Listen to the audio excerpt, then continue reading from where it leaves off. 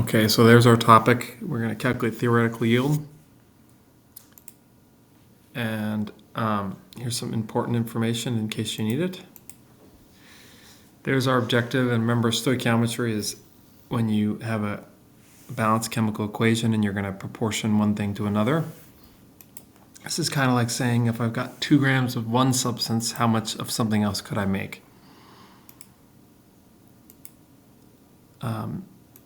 A review of this is theoretical yield. Like it's the most you can get. It's got to be a product, and you need a chemical reaction. It's sort of like saying if you had a bag of sugar, and you had this recipe, this shortbread recipe. How many cookies could you make? All right, that's kind of what theoretical yield problems are like. And in truth, not in truth, but actually, if you've got a bag of sugar that's 1.8 kilograms, that's going to be our starting amount.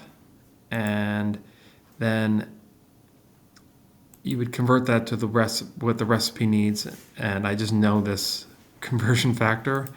And 4 dozen cookies, you can actually make 64 dozen cookies, which is quite a lot of cookies, from your bag of sugar. All right, let's look at like a real chemical problem. So I've got some hydrogen gas and I have all the oxygen that I need, and I want to know my theoretical yield. Here's the equation. I'm going to set up my bracket, put that there. I'm going to divide by the molar mass. All right, so first convert to moles, then you're going to convert to the mole of the product.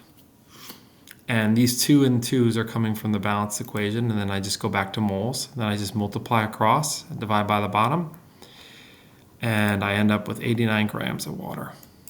Now let's flip it and say I've got 10 grams of oxygen and excess hydrogen. What's my theoretical yield? So the equation is the same, and the setup of the problem is going to be very similar. I'm going to first convert to moles, and then I'm going to, with the molar ratio and the balanced chemical equation, I'm going to convert to moles of product, and then I'm going to multiply them by the molar mass. And this time we end up with that amount of water. All right? Now, you may be given a equation or a problem like this where you've got 10 grams of both reactant and you want to know what's my theoretical yield. So you'd have to do 2 stoichiometric problems. They're going to be set up in the same manner as the other, in that you're going to go first to moles, then to moles of the product, then to grams of the product, and then you'd multiply it across. And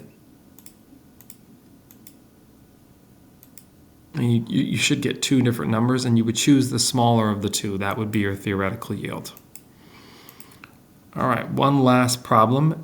This problem's a little different because you're given a particulate diagram that you need to interpret, and we want to know our theoretical yield. Well, we've got 3 moles of B2, all right? And I'm going to want to convert that to product, and then I'm going to set up my molar ratio, which is a 1:2 ratio. So I'm going to multiply them out, cancel my units, and I end up with 6 moles of AB. This one I'm going to start in A, go to AB, and it's a 1:1 ratio, so I'm going to end up with 5 moles of AB. So what's my theoretical yield? It's the lesser of the 2. It's the 5 moles of AB. Now, so this is just like the general form, how all these problems have been set up. You've got your bracket. You start with your grams of reactant, and then I convert to moles. All right, so 1 mole reactant, and then I put molar mass. It's molar mass on the bottom. And then I convert to moles of the product. All right, and these 2 numbers form the molar ratio, which comes from the coefficients of the equation. And then I go back to the mass of the product. All right, hope that helps, and let me know what I can do. All right, bye.